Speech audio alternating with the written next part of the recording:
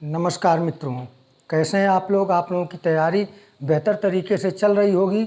आइए बीएड द्वितीय वर्ष प्रश्न पत्र प्रथम के विषय में कुछ महत्वपूर्ण प्रश्न जो कि शिक्षण के सूत्र से संबंधित पिछले वीडियो में बनाए थे, उसमें से कुछ महत्वपूर्ण प्रश्न जो कि ऑब्जेक्टिव टाइप प्रश्न बनने हैं, परीक्षा ऑब्जेक्टिव मूड में होगी, तो उसको थोड़ा देखते हैं। तो शिक्षण सूत्र और अधिगम के सिद्धांत, इस टॉपिक से जो महत्वपूर्ण प्रश्न बनने हैं, बहुत अधिक तो नहीं, लेकिन इसमें से जो शिक्षण अधिगम के सिद्धांत हैं और जो शिक्षण के सूत्र हैं उससे संबंधित कुछ महत्वपूर्ण प्रश्न हैं जो कि आपके परीक्षा के दृष्टिकोण से बड़ा ही उपयोगी है। तो आइए देखते हैं।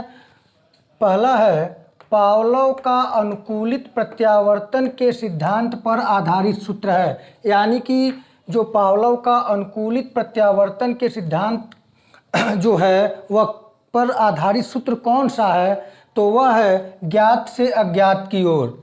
और दूसरा है कोहलर का सूझ का सिद्धांत पर आधारित सूत्र है। यानी कि जो कोहलर का प्रयोग सूझ का सिद्धांत था वह आधारित, उस पर कौन सा आधारित सूत्र है, तो वह है पूर्ण से अंश की ओर।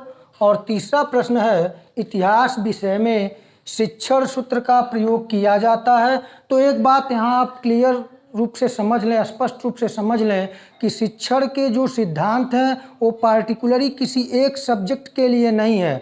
वहाँ वो पाठ्य वस्तु के अनुसार शिक्षक शिक्षण सूत्रों का प्रयोग करने के लिए स्वतंत्र होता है, वह कर सकता है, लेकिन जो मैक्सिमम होता है उसका नाम जोड़ दिया जाता है। जैसे यदि उदाहरण दें तो गांधी जी के साथ अहिंसा परमो धर्म, सत्य अहिंसा गांधी जी के साथ जोड़ दिया गया है, लेकिन ऐसा नहीं है कि जीवन में पहली बार या सर्वप्रथम इस पृथ्वी पर गांधी जी ने ही सत्य अहिंसा की बात की, ऐसा नहीं है। सत्य अहिंसा की बातें प्राचीन समय से चलती आ रही हैं, जब से मानव सृष्टि में है तब से आता है। जैसे कि गौतम बुद्ध को भी आप जानते हैं, जिन्हें लाइट ऑफ एशिया कहा जाता है। ठीक उसी प्रकार से जो शिक्षण के सूत्र होते हैं उनका प्रयोग किसी भी सब्जेक्ट में किसी भी शिक्षक द्वारा किया जा सकता है। बस अंतर यह होता है कि जिसका अधिकारिक प्रयोग होता है उसके साथ वो नाम जुड़ जाता है। तो इतिहास विषय में शिक्षण सूत्र का प्रयोग किया जाता है। यानी कि इतिहास विषय में किस शिक्षण सूत्र का प्रयोग किया जाता है, तो इतिहास विषय में अधिकतर विश्लेषण से संश्लेषण की ओर शिक्षण सूत्र का प्रयोग किया जाता है। अगला प्रश्न है, किस शिक्षण सूत्र का संबंध आगमन विधि से है, तो आगमन विधि कैसे है, तो आगमन विधि से जो सूत्र संबंधित है वह है विशिष्ट से सामान्य की ओर। और अगला प्रश्न है, गणित एवं विज्ञान विषय में किस शिक्षण सूत्र का प्रयोग किया जाता है, तो गणित एवं विज्ञान विषय में अधिकतर विज्ञान मनोविज्ञान से तर्कपूर्ण की ओर, यानी मनोविज्ञान से तर्कपूर्ण की ओर सूत्र का प्रयोग किया जाता है।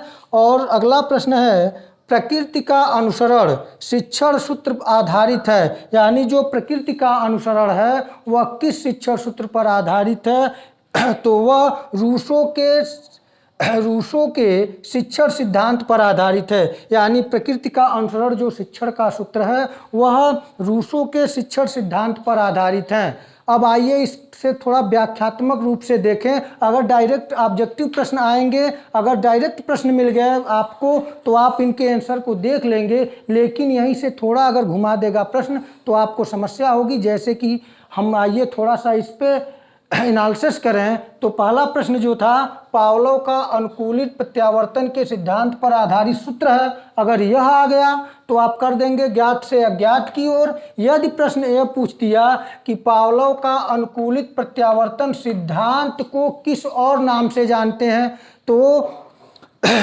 इनके पावलोव का अनुकूलित प्रत्यावर्तन का सिद्धांत का एक और नाम है शास्त्रीय अनुबंधन सिद्धांत, क्लासिकल थ्योरी भी माना जाता है। और इसे एक साहचर्य नियम, इसी के आधार पर इनका एक साहचर्य नियम है। तो पावलोव से 3 से 5 क्वेश्चन बन सकते हैं। बस करना क्या है, ये भी पूछ सकता है कि पावलोव कहाँ के निवासी थे, चाहे किस देश के थे। तो पावलोव जो थे यह रूस के प्रसिद्ध शरीर विज्ञानी थे, शरीर वैज्ञानिक थे। और इनको 1904 ईस्वी में नोबेल पुरस्कार मिला था। और ये भी पूछा जा सकता है कि पावलोव ने अपना प्रयोग किस पर किया था, तो पावलोव ने अपना प्रयोग कुत्ते पर किया था। तो यहाँ से इतने प्रश्न बन सकते हैं। और दूसरा जो प्रश्न है, कोहलर का सूझ का सिद्धांत पर आधारित सूत्र है, तो यह पूर्ण से अंश की ओर अगर प्रश्न आएगा तो डायरेक्ट इस तरह, अगर प्रश्न यही आ गया तो आंसर ये हो जाएगा। और यहाँ से भी प्रश्न बन सकता है कि कोहलर कहाँ का निवासी था, तो कोहलर जर्मनी के निवासी थे। और कोहलर जो थे ये भी शरीर वैज्ञानिक थे। और ये भी पूछा जा सकता है कि कोहलर के सूझ के सिद्धांत किस पर आधारित है। अगर सूत्र पूछेगा तो पूर्ण से अंश की ओर, और किस पर आधारित है तो गेस्टाल्ट पर आधारित है। गेस्टाल्ट शब्द जर्मन विद्वानों का देन है और गेस्टाल्ट का अर्थ होता है पूराकार। और ये भी पूछा जा सकता है कि कोहलर ने अपने सूझ का सिद्धांत का प्रयोग किस पे किया, तो उसने बनमानुष पे किया और उनके बनमानुष का नाम था चिंपैंजी। जैसे बनमानुष को चिंपैंजी बोलते हैं, तो जिस पे किया उसका नाम सुल्तान था, उस पे किया था। तो यहाँ से ये प्रश्न जो बनेंगे आप उससे संबंधित प्रश्नों को कर लेंगे।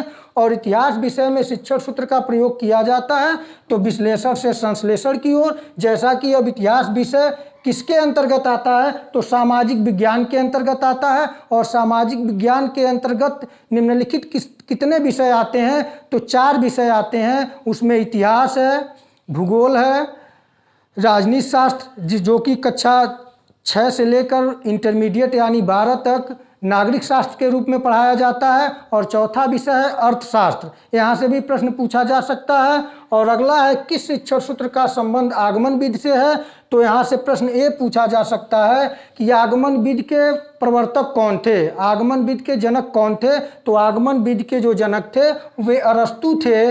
और उन्होंने विशिष्ट से सामान्य की ओर जो अपना सिद्धांत दिया, जो सूत्र दिया, उस पे आगमन विधि आधारित है। और अगला प्रश्न जो है वह गणित एवं विज्ञान विषय में शिक्षण सूत्र का प्रयोग किया जाता है, तो उसमें मनोविज्ञान से तर्क की ओर। और यहाँ पर यह भी देख सकते हैं आप कि गणित और विज्ञान विषय जो है यह जो किसके अंतर्गत आता है, तो यह साइंस विज्ञान वर्ग के अंतर्गत आता है। और विज्ञान वर्ग का सबसे महत्वपूर्ण यह प्रश्न आपसे बन सकता है कि विज्ञान वर्ग में सबसे महत्वपूर्ण विज्ञान किसे माना जाता है, तो उसे गणित को माना जाता है। और अगला है प्रकृति का अनुसरण सूत्र।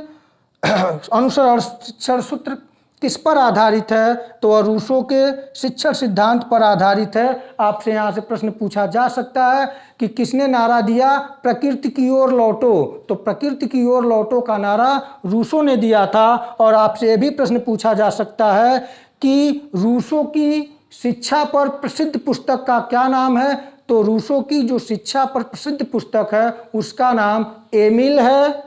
और आपसे ये भी प्रश्न पूछ सकता है कि रूसो के एमिल पुस्तक में जो महिला पात्र है, जो बालिका पात्र है, उसका क्या नाम था, तो उसका नाम जो है सोफिया था। और उसके पुरुष पात्र यानी बालक पात्र का नाम जो है वह था एमिल। तो यहाँ से इन महत्वपूर्ण प्रश्नों की परीक्षा में आने की संभावना है। तो आज के इस टॉपिक पे बहुत छोटा टॉपिक था, शिक्षण सूत्र एवं अधिगम के सिद्धांत। तो जो संबंधित प्रश्न थे आपको बता दिया गया, आप इसे अच्छी तरीके से तैयार कर लें। फिर मिलेंगे अगले महत्वपूर्ण टॉपिक के साथ, तब तक के लिए नमस्कार।